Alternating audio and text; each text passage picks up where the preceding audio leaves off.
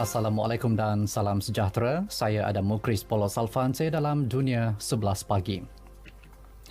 Keluarga mangsa pesawat MH17 yang ditembak jatuh di Ukraine pada 2014 telah bersiap sedia untuk mengikuti fasa kritikal perbicaraan yang dijadualkan berlangsung Isnin ini.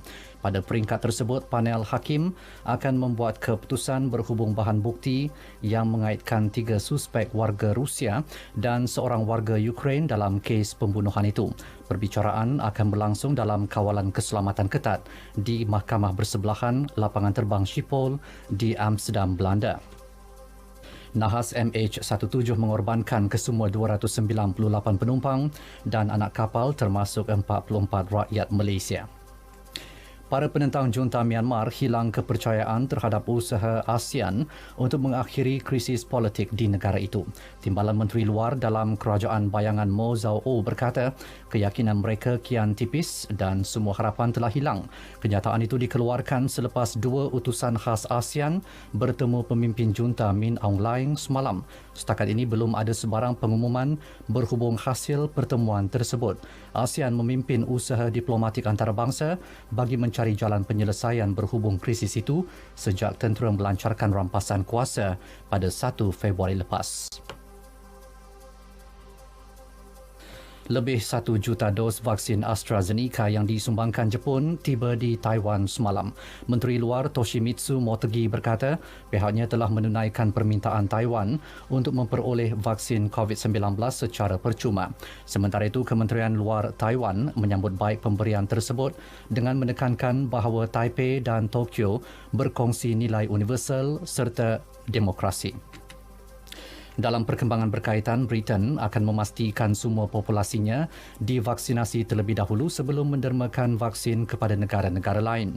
Setiausaha Kesihatan Britain, Matt Hancock berkata, pada masa ini keutamaan adalah bagi memastikan negara itu dilindungi dan selamat. Semalam, pengawal selia ubat-ubatan Britain meluluskan vaksin Pfizer-BioNTech untuk digunakan ke atas kanak-kanak berusia 12 hingga 15 tahun. Argentina akan mula menghasilkan vaksin COVID-19 jenis Sputnik V. Perkara itu diumumkan Presiden Alberto Fernandez selepas perbincangan maya dengan rakan sejawatan di Rusia, Vladimir Putin. Menurut Fernandez, sebuah pesawat akan berlepas ke Moskow Ahad depan untuk membawa pulang bahan penghasilan vaksin. Buat permulaan, dijangka 1 juta dos vaksin dapat dihasilkan di Makmal Richmond dalam tempoh sebulan. JP Morgan Chase akan terus memberi sumbangan politik kepada penggubal Undang-Undang Amerika Syarikat. Firma perbankan itu bagaimanapun memutuskan untuk membekukan sumbangan kepada anggota Republikan yang mengundi agar kemenangan Presiden Joe Biden dalam pilihan raya Presiden tahun lepas dibatalkan, yang melibatkan kira-kira 147 perwakilan daripada parti berkenaan.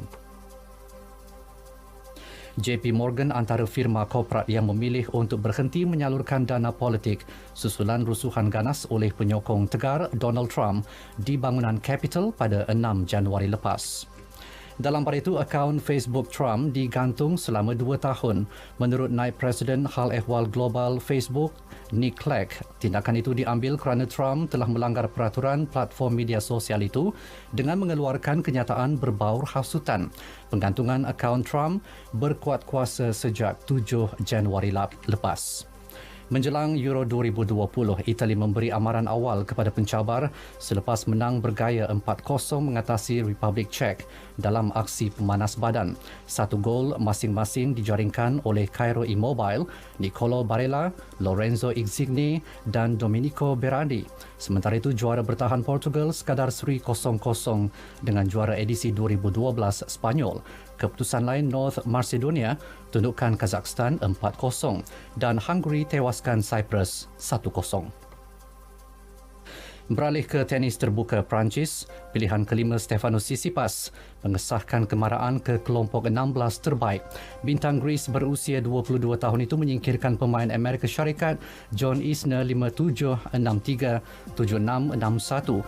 Tsitsipas akan bertemu pemain di ranking ke-12 Pablo Carreño Busta dari Spanyol bagi merebut slot ke suku akhir. Sekian berita yang disunting oleh Muhammad Fadli Othman dari Pusat Berita RTM. Terus amalkan kawalan pergerakan kendiri dan keluarga, putuskan rantaian COVID-19. Assalamualaikum dan salam sejahtera.